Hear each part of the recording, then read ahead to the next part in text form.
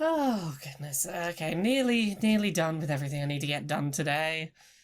Greetings! I have come here from another place that is like this place, but slightly different. How slightly are we talking? Is this like a parallel universe or something? Yes, parallel universe. We've invented parallel universe technology to travel between them.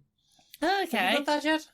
No, not yet. Not No. yet. Okay. Are you noticing anything different immediately coming out the portal? You don't seem to have My Chemical Romance as a giant holographic thing above the cityscape, towering above you, telling you all the good My Chemical Romance songs. No, not yet in this timeline. They have not evolved to that level yet. No, the pandemic got in the way of their reunion tour. Pandemic. Oh yeah, that's you should probably put this on until you head back to your I don't know if you should go back to your dimension. So it goes like this? No, over the mouth and the nose. Over the mouth and nose. Ah, like this. Yes. And it stays like that, does it? Yes, for at least the next probably 6 to 8 months. 6 to 8 months. This is disappointing. It is. Sorry if I seem distracted. I was just trying to come up with some skits for What is skits? Oh, like a humorous situation. Humor. Oh no, you don't have humor. Humor. Okay, What is humor? Is it like bacon? No. Sometimes a thing will have multiple meanings or multiple interpretations, which are unexpected, and that is amusing. Homophones. Sort of. Why did the octopus laugh? Because it was happy? Because someone gave it tentacles. You see? I Tentacles. see, it was tickled and so it laughed. Yes, but also tentacles are a thing it has. There are two meanings, you see. Yes, there are two meanings in that case.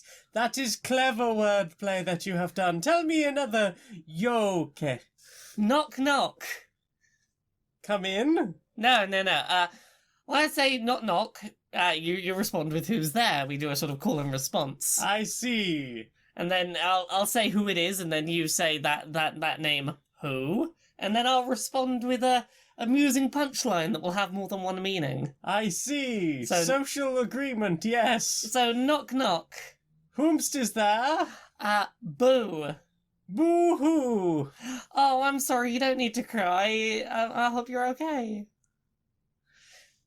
Because it sounded like you said boo-hoo, the sound of crying. But in fact, you were playing into the preconceived role in this call and response I tricked you into.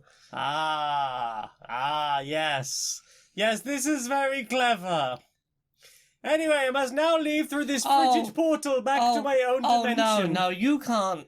If you don't have the pandemic in your timeline, you cannot go back until vaccine rollout's finished and your otherwise your timeline's gonna have a very bad time. Oh well, I will close the frigid portal. Goodbye, cold open. That was a joke. That was a joke.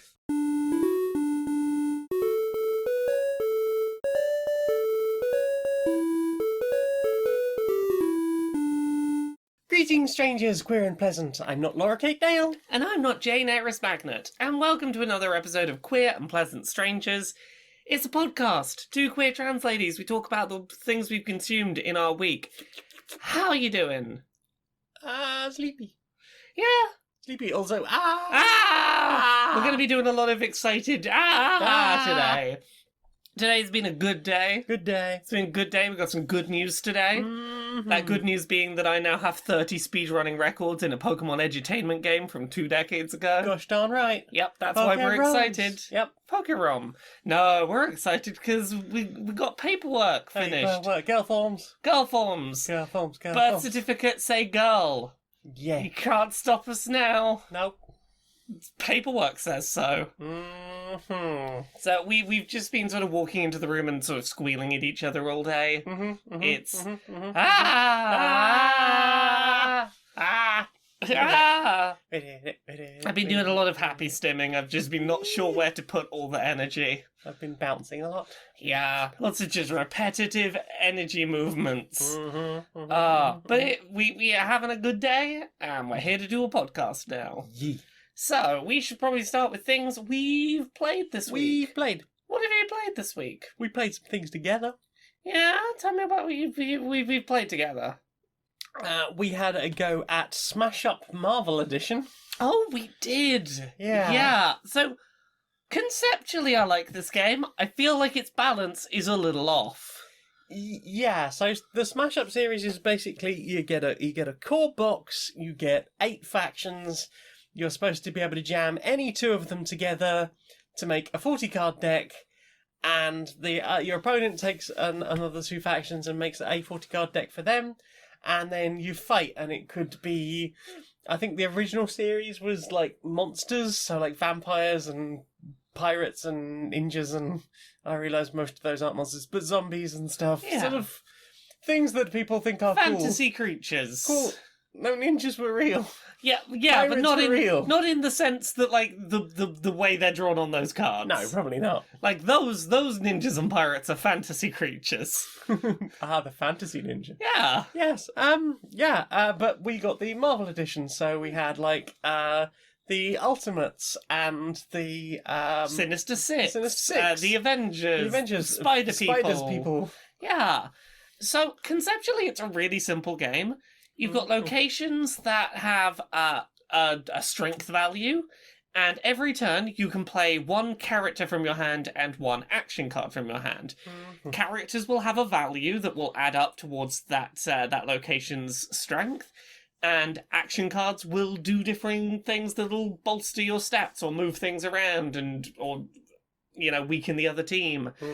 And what you're trying to do is get the collective strength of you and your opponent's characters on a location to be above the strength of that location, which triggers scoring, and then whichever player manages to have the most strength in that location, they win that location, and you go until a certain number of points. 15 points. Yeah, it is a mechanically simple game, but I was pretty pleased with how much complexity there was in trying to decide what to do with your limited actions.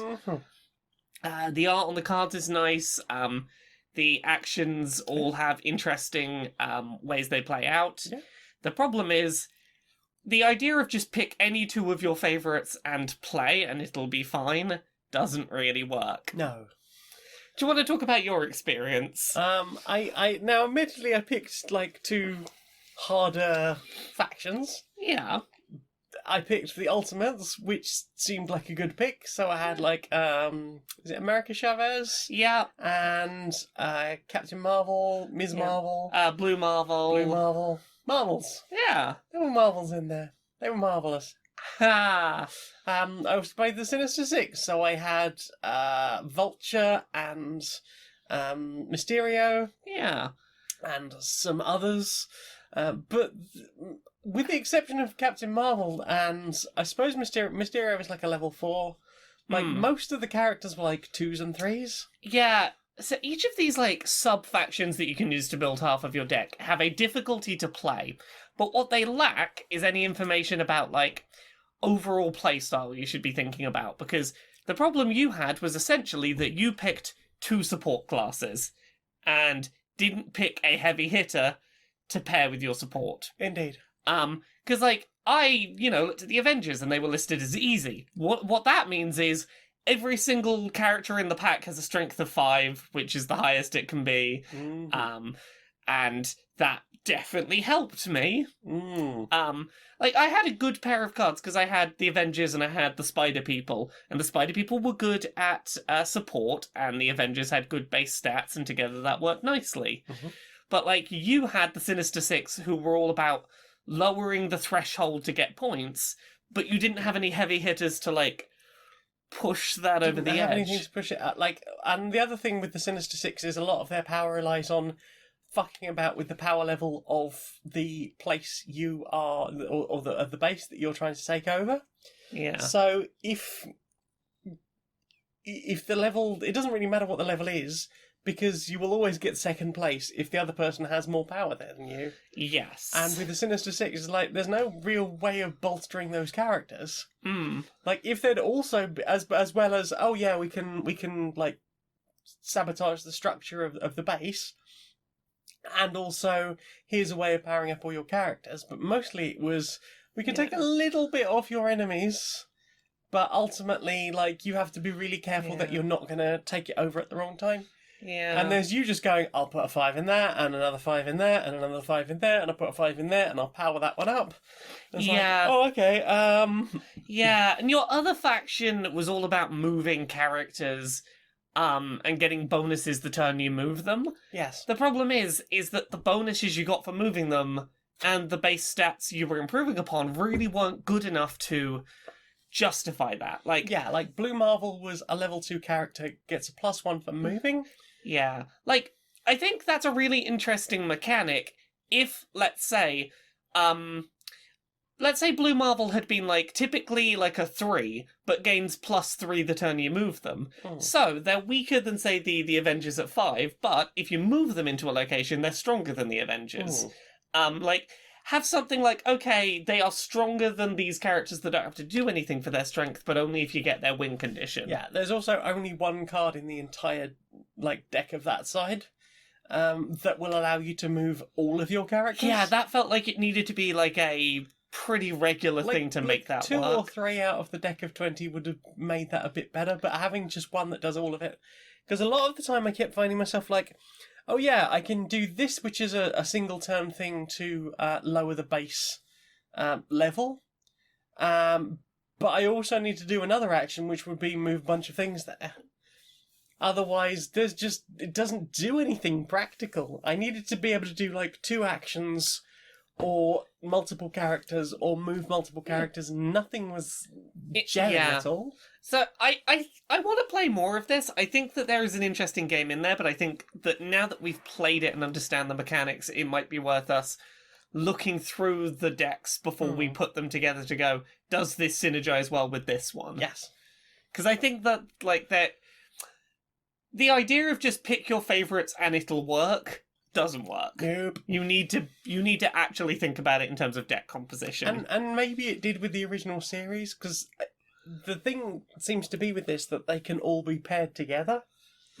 So I'm wondering if it isn't a case of, hey, to make this work with older episodes of this, we've just had to make some sort of Frankenstein of mechanics. I have a different read, which is that I think that Marvel has probably intervened and really fucked up the balance of this game because they want certain characters to be objectively more powerful than other characters. Because they have their sort of lore sheet of who is the most powerful characters, which would explain why the core cast of Avengers deck is all 5s. But why isn't Captain Marvel higher then? I don't know. I feel like there is a certain degree of we can't have at any point Blue Marvel be more powerful than an Avenger because that's not what the lore says. I feel like there's some of that going on. My knowledge would suggest that Marvel has very strict beliefs about what people should do with their IP. Probably. Yeah. Yeah. What about you? Have you got any others?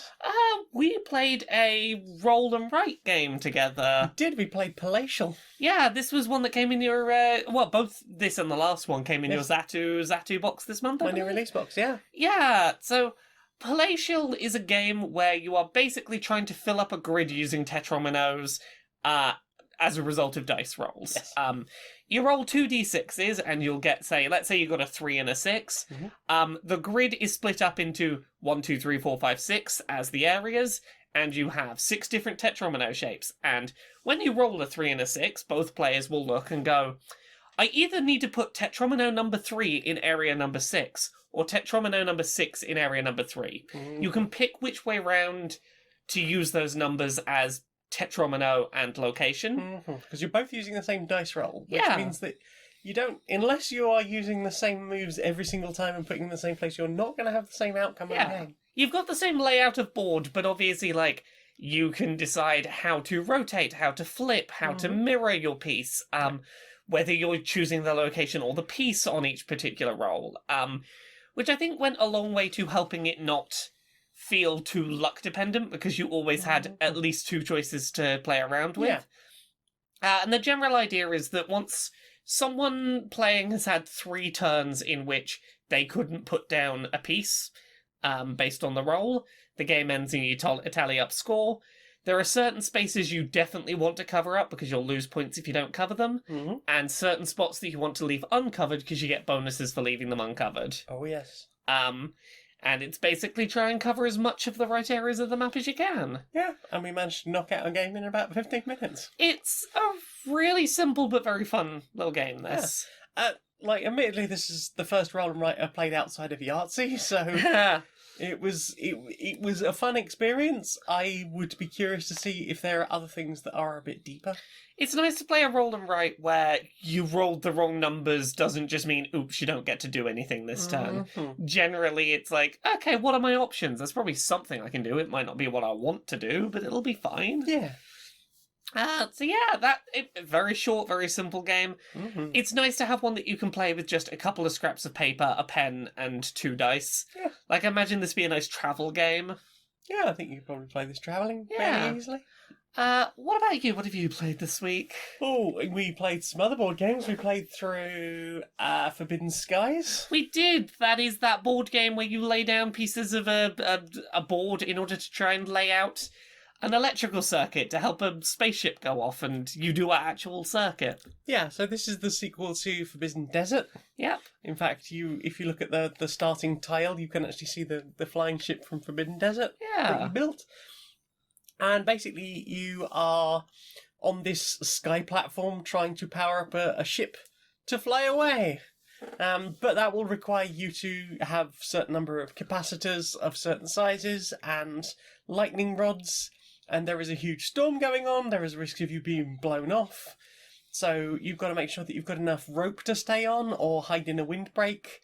Or if lightning strikes, you probably want to be hiding in a Faraday cage. And all of these are things that you sort of lay procedurally out. The wind will change directions. The wind will pick up and you'll have to draw more cards out of the storm deck. And yeah, it's got a lot of the mechanics that we've seen in Forbidden Island and Forbidden Desert. Also Matt Leacock Games, who made Pandemic. Yeah, and it's I think they have refined things pretty well, because we've played Desert. Yes. In fact, we've bought Desert for 2 separate groups of friends as, like, gifts. Yeah. And played with them, and it's been a good fun time. Yeah. But, Skies is a pretty fascinating one. Streamlined in some good ways. I very much like the tactility of getting to make the working electrical circuit to make the rocket go. When you get all the circuits together and you put the last one on, the rocket starts firing itself out. It makes the sounds and it flashes lights and you can pretend a rocket's going off. It's good. It is a good game. I like this a lot. It's a fun tactile game, and it's nice cooperative elements, good character class options to play as. It's very thinky, and also, like, if you played the other games, like, you'll recognise some of the things of, like, oh, I know the sort of things this character can do. I like the structure of the constantly ticking clock of, oh yeah, you can take your time and go slow and be safe, but the storm's getting worse.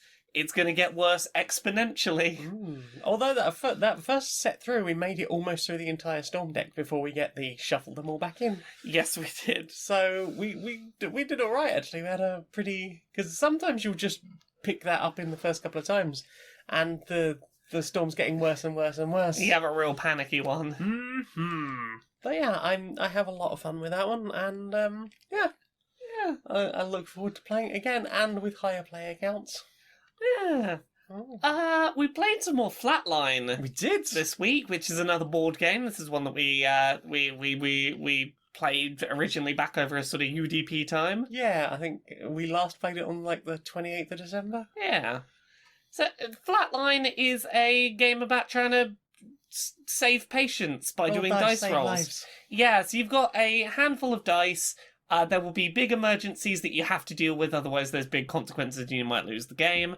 There's things that you might want to clear off because they have negative consequences, but generally, you are rolling dice, trying to work out where to place them on patients with illnesses in order to get certain pieces off the board. Conferring under a time limit, very stressed. You've got the ability to re-roll at a cost, and it's basically you've got a minute. Try and fix as many things as you can in a panic. How did you find Flatline? I really enjoy it. Although we played with the app, Yes. which reminds you of what the steps are, which is quite handy. But the 1 minute countdown timer has all these random sound samples in the back. Yeah. And it's really off-putting, especially since some of them are just counting numbers that are not the numbers the timer's currently on. Ew. Yeah, so you might just have you've got all these sounds of panic and sirens. That's, kind of fitting. And then a woman will just be like, 23, 14, 8, 11. And you're like, don't make me panic like this. How long have we got left? What are you wittering about? But yeah, it is another one where it's a dice rolling game where there's enough flexibility about what to do with your dice and how to re-roll your dice and abilities that you can use to fix your bad rolls, that it doesn't feel too luck dependent. Yeah, because you've got re-rolls, you've got the ability to there's so many places you can put a die. Yeah, there's lots of stuff like if you fix the big emergency cards that come up, you'll get positive single-use cards that you can use later to change any one of your dice to a different face or something. And there's usually lots of... It's not a problem of finding something to do with your dice. It's, I've only got 60 seconds and my brain has frozen because there's a timer going, and where the hell do I put these? Yeah, there is that sort of panic of, oh god, what do I do? The timer is integral to this game. Yes. The game would not be a game without the panic of, oh god, I only have 60 seconds to place these somewhere. I imagine if you were playing with, younger people, you might think about maybe adding an extra 30 seconds or something, but generally I think, a minute is a good amount of time. A minute is a frantic amount of time. Yes. But in a good way. Yeah. You'll occasionally have 2 or 3 dice that you were like, this was a bad round, I couldn't work out where to put these, but... Yep, I committed to one thing too early and maybe I didn't have enough options later on. Usually you'll sort of just as the time's running out be slapping down your last dice and feel like, I just managed this. Yeah. Or you'll get to about 30 seconds ago, well, we've done that.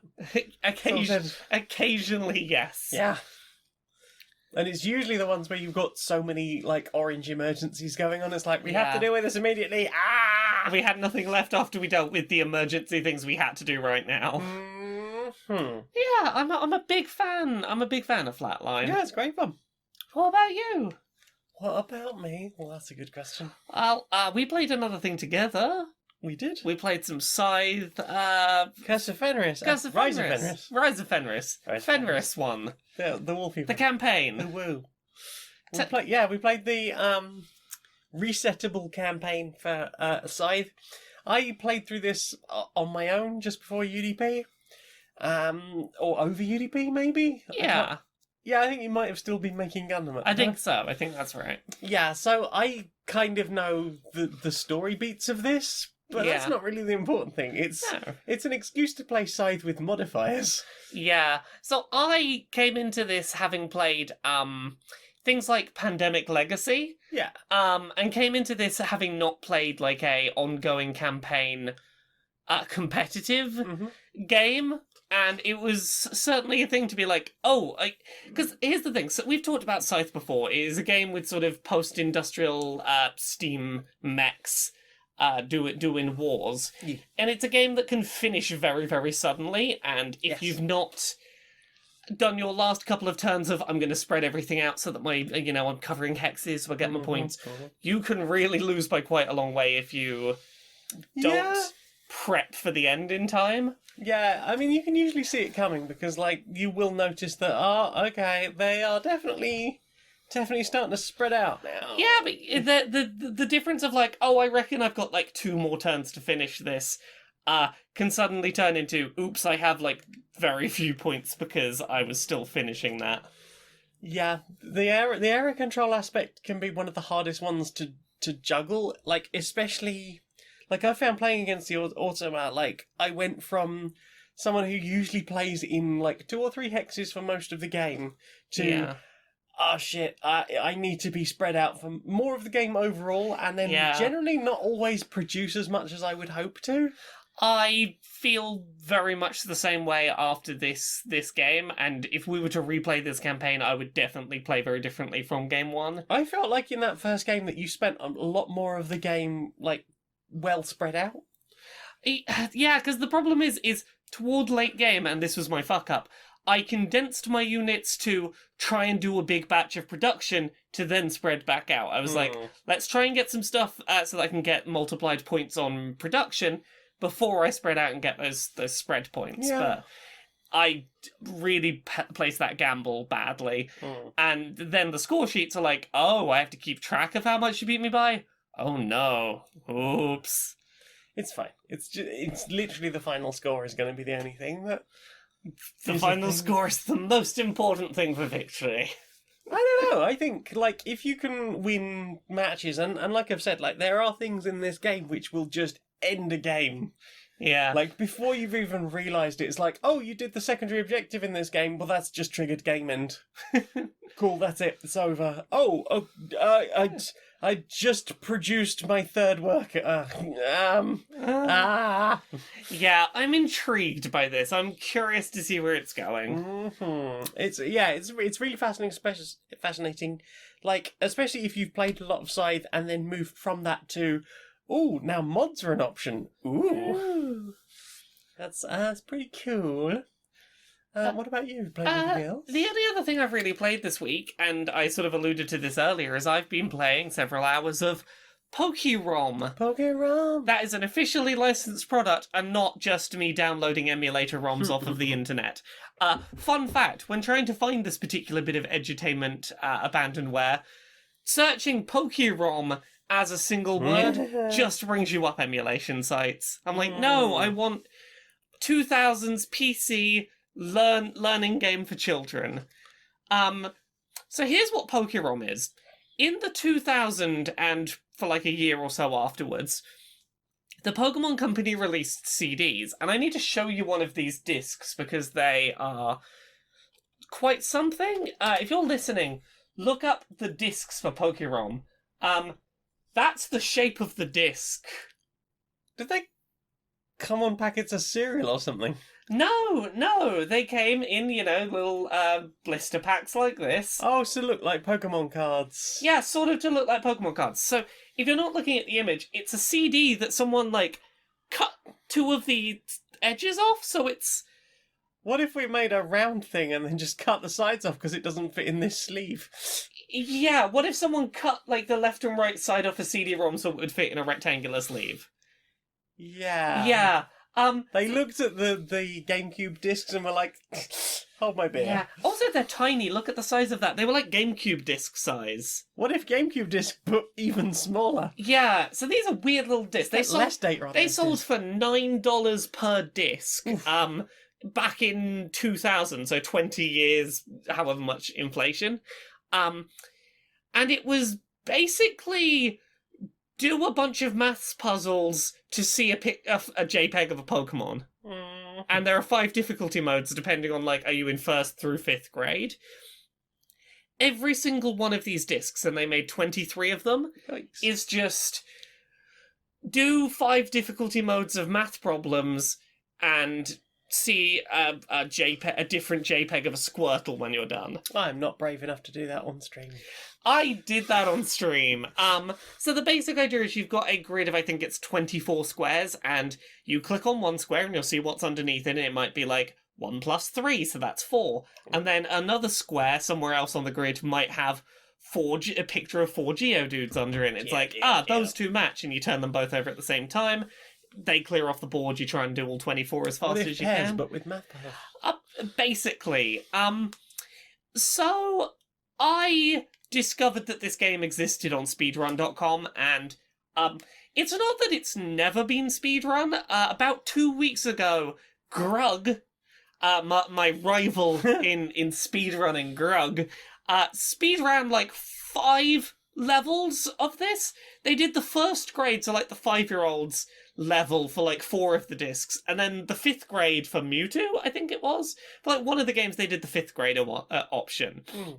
And then they never came back to it, so I was like, I'm not just going to do some scattershot ones here and there. I do all of them. I did 30 levels worth of this across 6 characters, and I now hold 30 Pokemon speedrunning records at doing maths. I noticed that you don't have the all grades one. No, because I was like, look, if I'm going to do this on stream, the whole point of the stream was I wanted to see how many speedrunning world records I could set in a single stream. I don't know what the record for that is. I gotta feel like 30 speedrun first place records in a single stream is up there. I feel like it should be. Yeah, so I did a lot of maths. One thing I learned, my brain doesn't like having to do, like, the numbers 1 plus 3 is the same as these 4 pictures of Geodude, because one of those is the number bit of my brain that deals with these symbols mean these numbers, and the other bit is I have to engage visual processing and look and count and then turn that into a number. And it's not that I can't do that, it's that it's 2 separate parts of the brain, and swapping back and forth between them, Task switching? Hell no. No, my brain likes one task and keep doing it. Mm-hmm. You know, I did much better as soon as it was like, oh, just numbers. Sorted. So yeah, I basically did maths. For some reason, 3rd grade, most difficult, always the one I was slowest at. Because it was just addition and subtraction, but like it was just very large numbers that just are time consuming to make them work in your head. As soon as like it goes to 4th and 5th grade and they start doing multiplication, I'm like, oh, you're doing basic multiplication. That's much quicker. That's muscle memory. I know my times tables. You know, big addition and subtraction, I have to actually engage my brain. So yeah, I currently hold 30 Pokemon speedrunning records. Congratulations. There's also a little sanctuary where you can go and see your Pokemon in their natural habitat, by which I mean find their grid square and look at some JPEGs of them. Hashtag JPEGs. Hashtag JPEGs. Also, you can do a little quiz, which is available in multiplayer, where you answer questions correctly to make your Gengar run a race. So yeah, I'm very smart. I can do maths problems designed for small children. I'm very smart. Still not brave enough to do that.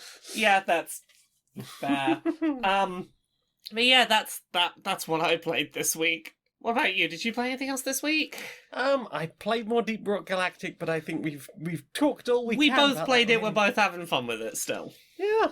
Well then, Time for this.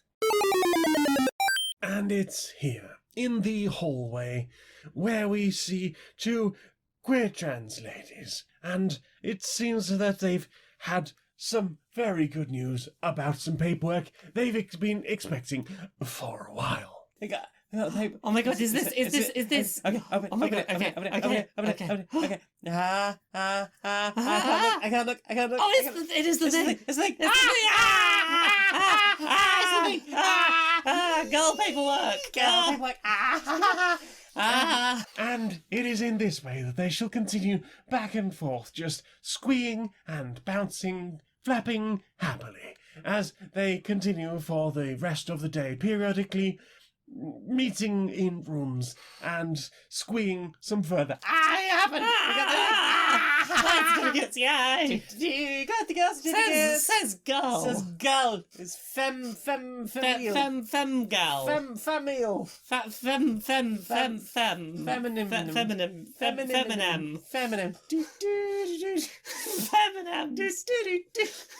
Isn't nature beautiful? Hi, so, just been trying to work out how we're going to sell our latest new age bullshit. Yes. Yes, well, you know those pads we got? They're supposed to be, like, really fragrant and stuff, and, but I've noticed that they sort of go black after a few minutes after you've pulled the tab off to release the nice smells. Yes. That's a bit of a drawback to the design, I know. Yes, it's a real shame, because, like, it's the best way to sort of transfer the essential oils and the herbs that are in there, but for some reason they just sort of go black and it looks really weird. If only we could use that as a selling point of some kind. Well, what about this? What if we tell people to put it on their skin or something, their feet or something, and we'll say that it's the black is actually just it's drawing out all the toxins. We take our natural downside of our product and turn it into a service/lie. Exactly, and we'll say that it's very good at just drawing out all the energies now. It's something to do with ions. It'll improve the ions in the atmosphere that make you live longer, and your skin will be good as a result of that. Yes. Or high vibrational energy waves that emit from the base of your feet that are put in, that you suck all the toxins out, and the high vibrational energy waves are emitted through the scent of all the smells within the food. Now, what is another way that perhaps we could get people on board with buying our bullshit? Well, maybe if we talk about specifically selling these for feet use, because Yes. feet have souls, and don't you want your soul to be clean? Oh, easy, yes, cleanse your soul Cleanse your and soul. your soul Yes, at the same time. exactly. Yes.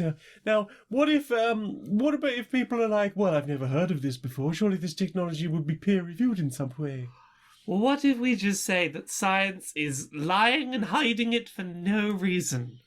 Scientists don't want you to know about these footpad stickies. Because science, famously known for trying to keep advancements secret. Oh, they love keeping all the toxins in. They'll inject you with new ones. Oh, that's what I hear viruses are. Vaccines, ooh.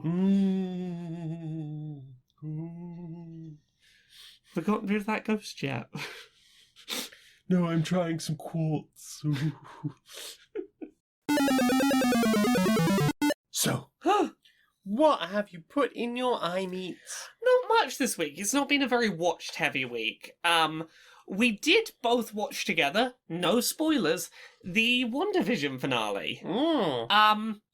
I will say I enjoyed that series a lot. I do feel like they really fucked around with people's expectations by dropping things that they knew would lead to people coming up with theories and then going, lol, no. Lol, no. Yeah. There's one that involves a pun about an erection. That I feel like a lot of people are going to be upset about, and I understand that. Yep. It feels weird to do that, the kind of foreshadowing that show did, and not pay it off. And almost to deliberately just flick off anyone who had a not flick off, that would have been way more fun. Flip off anyone who'd been sort of like theorising about stuff. Yeah. I liked the emotional payoff of the finale and how it all panned out. However, I do feel like I feel like this would have had more of an emotional punch had they not sort of introduced a new character that sort of undercut what was meant to be an emotional moment in the finale. Like, I should feel sad about this, except, that character's out there, and, I mean...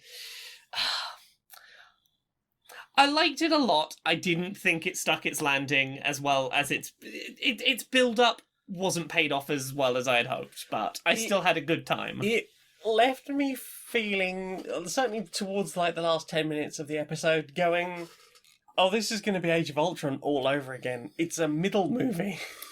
I mean, look, here's the thing. I feel like all but the final episode, if you watch all but the final half episode, I think this is a really good, condensed, individual story that tells its story, and it is. Mm-hmm.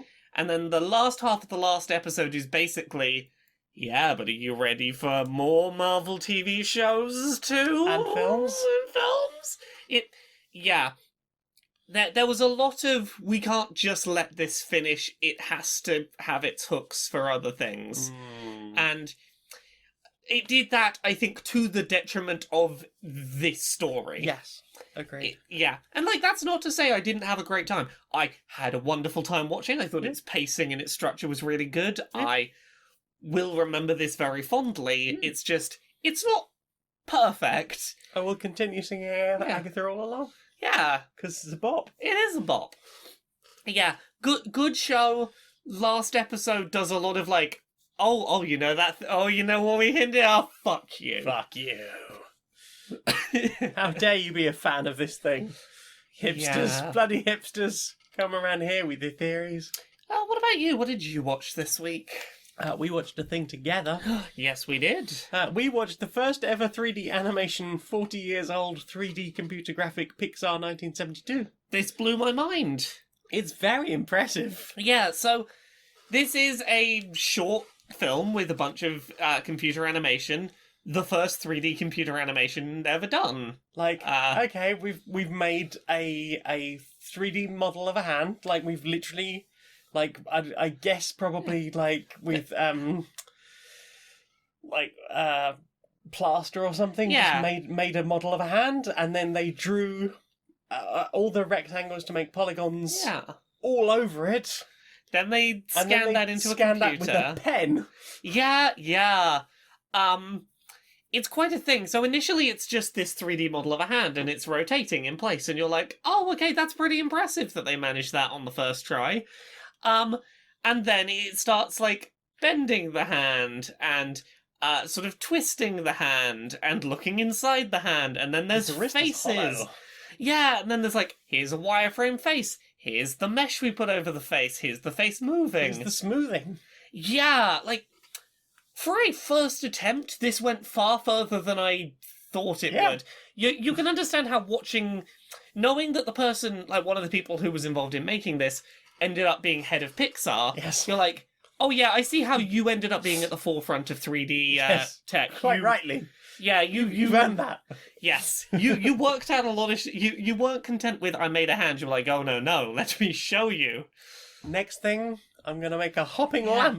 lamp. The shading was really good as well. Yeah, It was Something like the use of light in that. It did not look nearly as polygonal as I expected. Yeah, I mean, it's whatever film it was shot on or recorded onto is not the best in the world. It's like even on YouTube, it's pretty degraded, and I'm sure someone could probably clean it up. But still, it's very impressive, and you can find that on YouTube. That's on Ranjit Menon's channel on YouTube.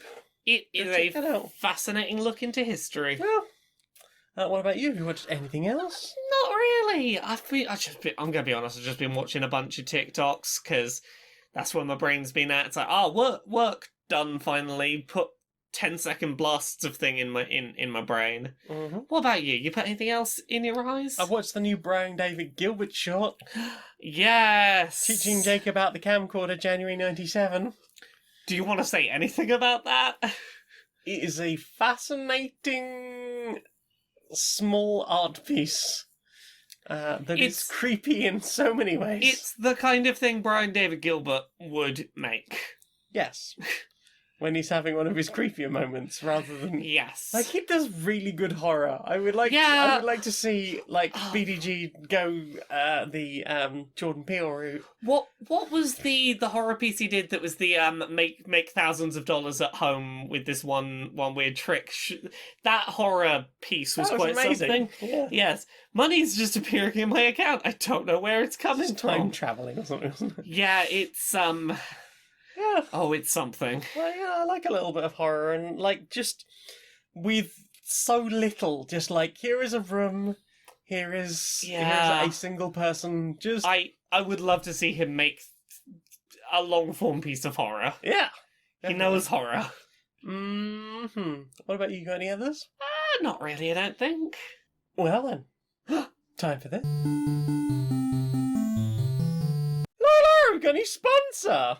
Who's our new sponsor? Well, are you starting to occasionally go out to get groceries and stuff? 'Cause we got through the occasionally. stockpile. Yeah, occasionally I go outside and there's people everywhere. Had to have a doctor's appointment or something at some point. Yeah. You notice that there's people out there now? Yeah, there are. Yeah, with the chin straps If you're lucky. and the nose dick hanging out. Yeah, if you're lucky. And they're not just not wearing a mask at all. That too. Well, it might be in their pocket. You don't know them. Okay. Well, yeah, every time I see them, I just want to scream. Well, you are in luck. I'm in luck. That's You are in luck, because so today's sponsor serendipitous. are soundproof face masks. Tell me more. Are you constantly wanting to just scream at the sight of all these people? Just, Ah! Well, now you can, and they won't be able to hear you because soundproof face mask. This is gonna be really helpful for when I don't have a pair of titties to scream into. I mean, I don't think they'll let you do that in the street. No, but like, it's a portable equivalent. This is great.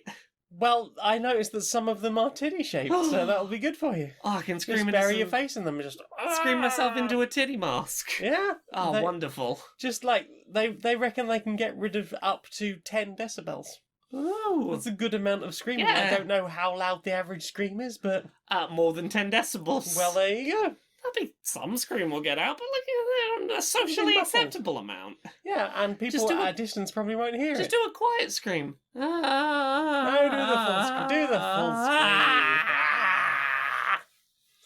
scream. That's soundprooffacemask.lol.net. Enter the code QNPS158 and get 35% off your first pair of titty mask for screaming. Oh, just the titty mask, not any of the other soundproof masks. Yeah, I mean that's the one that's sponsored by us. You can get one that's blue and one that's red And they're to both signify each of us. yeah, and they're both titty masks. Titty masks. Cool. Mm-hmm. At soundproofmask.lol.net. Inside the boardroom of Electronic Active Softworks. Hi.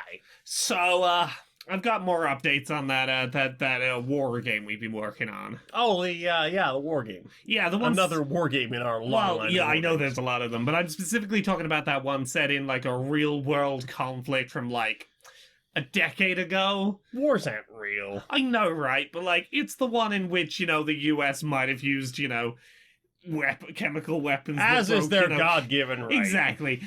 Who's to say that America can't break the Geneva Convention? I mean, that sounds foreign, and I'm sure we wouldn't have signed up for that. Exactly. So, you know how we said the game, not political. Not political. Not political. No, What- because then, we have to take a side. Yeah, if you shoot a gun at someone, they die no matter their politics, therefore guns are not political. Exactly. They got upset. Platitudes. We gave them platitudes. We gave them platitudes and it did not work. Okay. They still are upset that we're taking a very real war and trying to make it apolitical. So, I've been thinking, Yeah. what if we change nothing about the game I like that. and just tell them it's political now? Okay. Just political. We're not going to pick a side. We're not going to say what the side is. Yeah, sure, we're going to be playing as the heroes, America, Of course. saving the day by murdering everyone with illegal Geneva Convention breaking chemical weapons. But I mean, that's what the heroes would do. yeah, but right? we don't put like At any cost. Yeah, but like we don't put a green sign pointing at them that says this one's the hero, and therefore, maybe it's interpretation. But surely they can just tell by the strength of their jaws and their Well, yeah, their exactly, superior but- weapon. Well, this is it. The people who like the American military can look at it and go, yes, of course, America is the winners because they're doing all that good killing. Yeah, And the the people good who, killing as opposed yeah. to the bad terrorist killing. and all the people who, don't like killing can be like, this game is so gratuitous. That's clearly the point. It wants me to hate these military people I already hate. Oh yeah, they'll probably see it as like arty or a comment on something or a searing indictment of Exactly. something. What if we just like, we start, reviewing the game on Steam ourselves and we just put some reviews about like, the politics are about how this game is actually anti-American war, and if you don't see that, you're silly poo-poo head.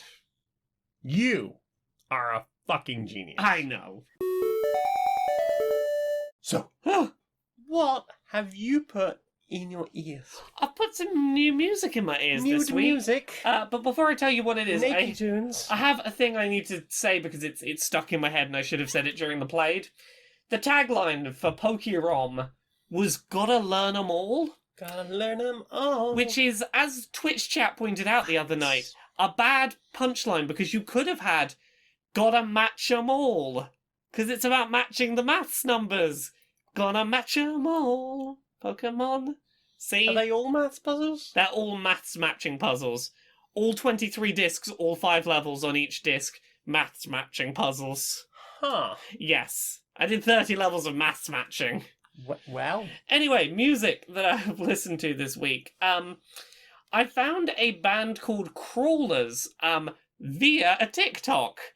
In which they described their music as what was it? It was something. Are you an ex-emo? Yeah, are you an ex-emo kid or are you gay?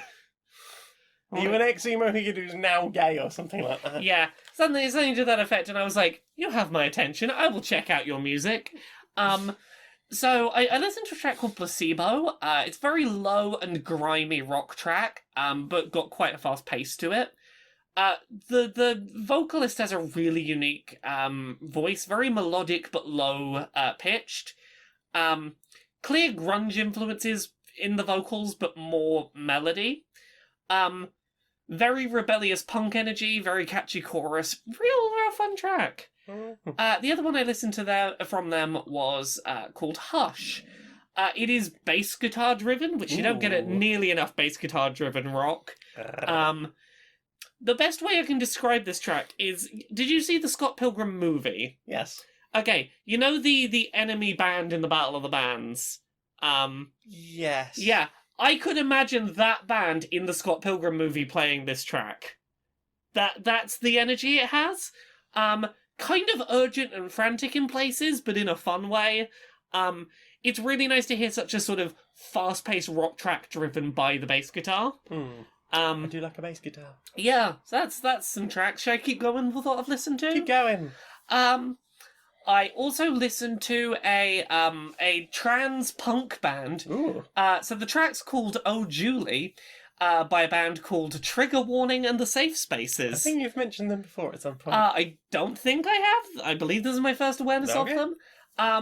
So it's sort of like very, very rough and ready DIY punk band, but like clearly a lot of their tracks are a little bit tongue-in-cheek lyrically. Oh Julie is a track about how shit Julie Bindle is. Yeah. So it starts off as this sort of like slow, gentle track about Julie Bindle being pretty overwhelmingly shit. You know, she's not very good at riding a bike. She's not very good at doing various things. And then in the middle, it goes into this breakdown about how she's not very good at making arguments about why trans women aren't valid as women, because there are no good valid arguments to make about that. And then it kicks into a highly energetic, very raw punk track about Julie Bindle sucking ass. It's a fun bit of music.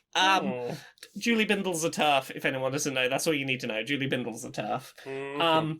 Yeah, I looked through a couple of their other tracks. They have a lot of really interesting punk tracks about basically just pushing back against TERFs and their whole trans people existing is problematic and dangerous rhetoric.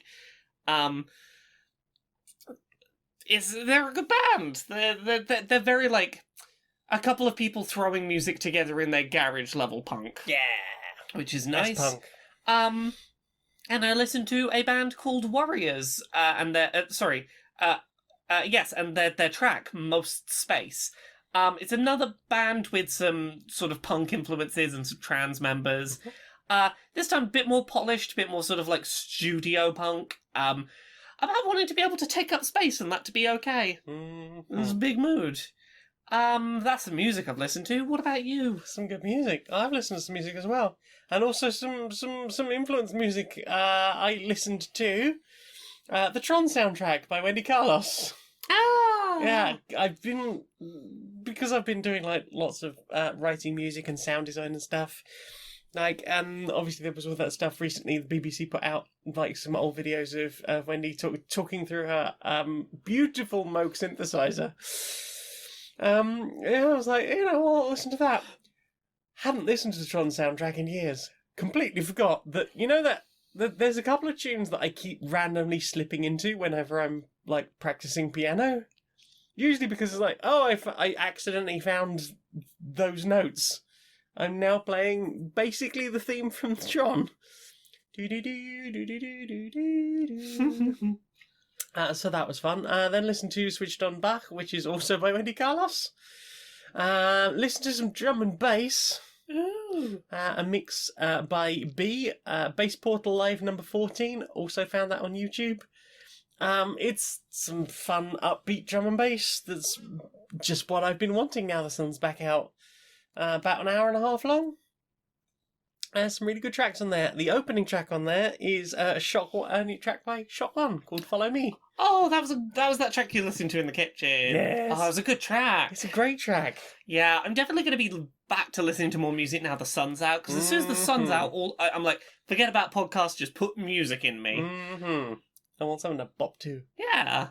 Just sat on the steps and listened to music in the sun today. It was lovely. Mm-hmm. So that Follow Me track, it uses, I don't know what the text-to-speech is for it.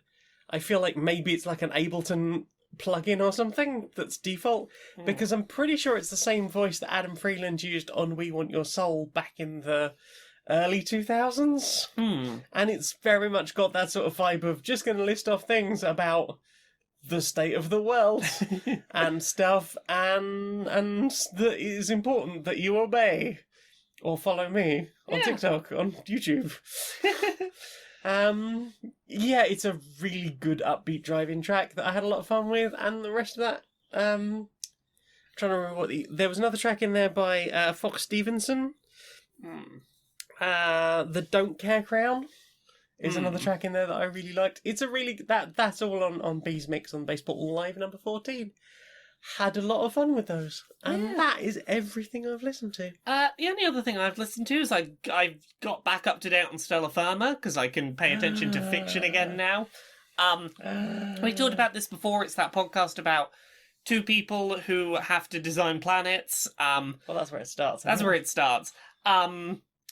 I'm very ready for the inevitable end point of this series, and we keep sort of building like, oh, is this it? Is this it? No, it's not yet. But like, there was a point, like, within the last couple of weeks where I'm thinking, I reckon this is probably going to finish about the same time as Magnus. And now I'm not so sure. Yeah, so as a narrative podcast, some of the more recent episodes did a very, very, very good job of really getting you to believe that the positive thing that is being striven for can happen. And not... They did a very good job of making me not even consider that it might not work. And that's a good bit of storytelling if you can get me to forget about the fact that maybe this won't work. And like, if you listen back to it, like, everyone have been said, it's not going to work. Yeah, but hope. Hope. Yeah. Oh, David. Oh, David. David's hopefully some... No. Yeah. I was going to go David's hopefully some freedom. Maybe, one day. Well, that's everything I've listened to this week. Well then. Time for this. Are you some kind of fool? No. Don't you want money, you nincompoop? I do. The sheer level of buffoonery is outrageous. GI in the exploitation of the working class today. With just £250, you could invest in Amazon stocks. Amazon stocks, you could be rich beyond the riches of others. You didn't do it before. You didn't do it when there was previously opportunities to invest in Amazon stocks. Do it now. Exploit the working classes. Oh, I was talking to someone the other day about cat people versus dog people. Yeah. I don't understand dog people. I don't either, no. No, cat person all the way. Cats are, respectful of space. Mm-hmm. They're quiet. Mm-hmm. They're gentle. They poop in one place, and that is easily disposed of into a bag. Exactly. You don't have to go take them outside. They can just sort of potter around. Yeah. They're so cuddly. They purr. They do. They don't dribble. They don't dribble. They don't lick your face. Yeah. They're delightful. They don't make noise at all hours. Exactly. They don't bark. But barking's not a technology they have. They don't chase, like, people that come to the door. Exactly. I will never understand dog people. I am a cat person all the way. Same. Absolutely same. Ding dong. Oh my god. It's postman. Oh, I'm so excited about post. Oh, post. Oh. Oh, post. Do you know what I want to see more of? What do you want to see more of? Social Justice Warriors. Social Justice Warriors. Yeah. All right, Larry. All right, Barry. How are you? I'm not too bad, mate. How are you? I'm alright. I'm alright. You You, mean up to much? No, still, I know. I've noticed people are sort of starting to slip out of the lockdown a little bit. Yeah. The fact that some people, not them, have been vaccinated is like, it's safe now, isn't it? Well, yeah, I'll have mine soon. I might as well go out now. Well, it was nice to see International Women's Day the other day. A lot of good celebrations around that. Yeah. It's nice seeing a lot of trans women getting some love on that as well. Yeah, it was nice to see people being included in that. Not so nice seeing the non-binary. The people trying to be like women and non-binary. So it's like, no. Non-binary people have their own day. Exactly. They don't need to muscle in on Women's Day, but there are some people that straddle that slightly. Yeah. Well, that's the thing. It's not to say that you can't be non-binary and identify as a woman, but companies that say non-binary and women typically not thinking about non-binary women. Yeah. They are typically going non-binary equals woman. Of course, speaking of trans people, we've got the whole census thing. Oh, the census, yeah. Coming out soon, and it's nice to know that there are options for people who want to solo fill in their forms, but... Yeah. It's, I've seen a lot of discussion about how trans people should be filling in the census, because there's been a lot of turf bullshit this year trying to be like, hey, trans people should have to, list sex at birth, you should out yourself as trans on the census, and it's a bullshit thing that they're trying to push. I mean, considering that trans people have been putting their live gender for fucking ever, as far as I can tell, exactly, on censuses. Yeah. Censuses? Censuses. Something like that. The census. Yeah.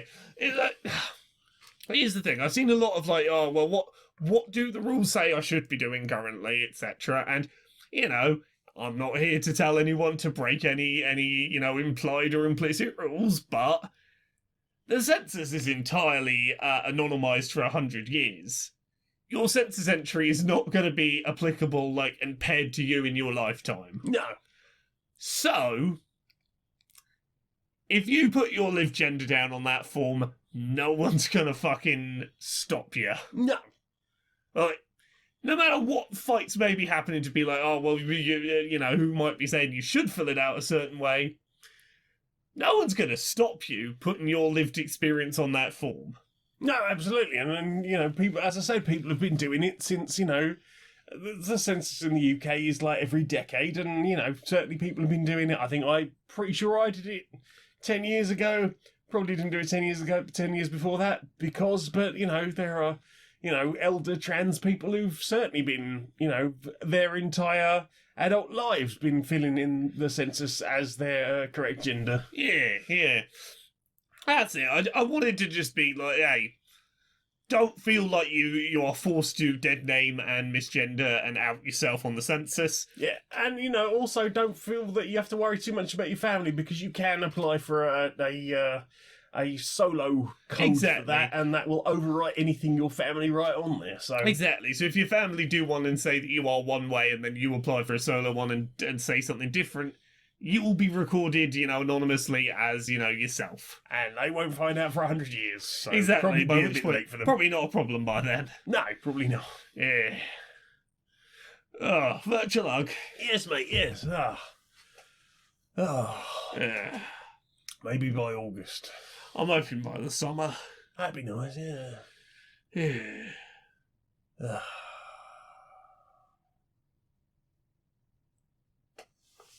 Oh, you look tired, mate. Yeah. You going to slip off to bed then? I think that's the plan. Good man. Nice. So, Laura, where can we find you on the internet now? Me on the internet. Laura K. Buzz pretty much everywhere. Twitter, Twitch, YouTube, Patreon, that's the one that pays the bills. I Twitch stream Mondays, Wednesdays, Fridays from 10pm UK, 5pm Eastern, 2pm Pacific for about 3 hours, after which I raid over the Comrades stream. You can find me on YouTube every Friday uploading episodes of Accessibility, which is all about accessibility and representation in the games industry. Also, I do closed captions for the Jimquisition every week. That goes up on a Monday. Closed caption should be up within an hour of the episode being live, if not sooner. I've got books. Uncomfortable Labels, that's about being an autistic trans woman. Things I Learned from Mario's Butt, that's about video game character butts and images of them and developers talking about them. And there's Gender Euphoria, which releases on June 10th, 2021. That's off to the printers. No stopping it now. It's got quite some quotes on it. I'm very excited. Hey, no stopping it now. It's on the print. It's on the print, and at some point soon I'm going to be signing it. That's going to happen again. Also, podcasts. Pixel Squirt. It's a bit about video game porn. We talk about video game porn. Podquisition. We tell you whether your favourite video games are great or perfect, and definitely don't talk about politics. And then there's Dice Funk. It's a Dungeons and Dragons podcast. Every season's its own little self-contained story. I'm on seasons 3, 4, 5, 6, 7, and now season 8, which has just had its first episode. You can enjoy our little Animal Crossing adventure town with a person who has a dead body that's full of slime and has a skull for a boob. You've got a little octopus goblin, which I'm very excited to play. It's going to be a fun season. Go check out Dice Funk Season 8. You don't need to have listened to any previous seasons. You can jump in right there if you like. Mm-hmm. What about you? Well... We do a thing together, right? We do. I didn't know whether to use that. I know that thing we do together is going to air for a while, but in my head I was like, we finished recording that. I don't use that as the transition anymore. We do Polyamory. It's a D&D 5th edition real play podcast with questionable morals. We recorded the final episode the other day. I had a bit of a cry. It was beautiful. It was wonderful. At one point, there were 17 people in the initiative order. There's no wonder I was crying over a calculator during the final half hour of that. I mean, yeah. There was so much to calculate, but no one else is going to hear it for a little while yet, because we've got lots of episodes to edit. Exactly.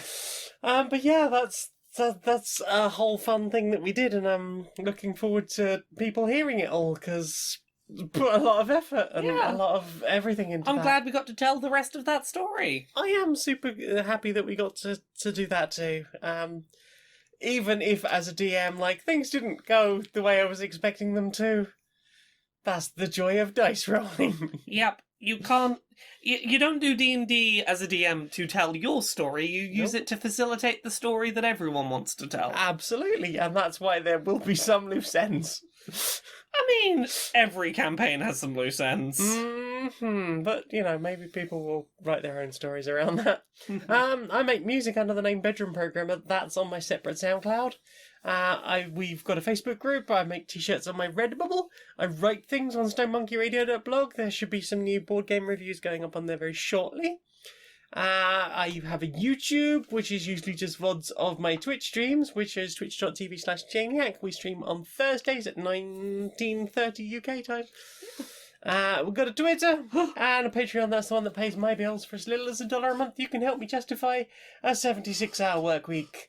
Please. Or for little as $10 a month, you can get early access to Queer and Pleasant Strangers, if that's a thing you're interested in. That usually goes up to hot potatoes on a Wednesday. Sometimes early afternoon. Depends how busy you've been on a Wednesday.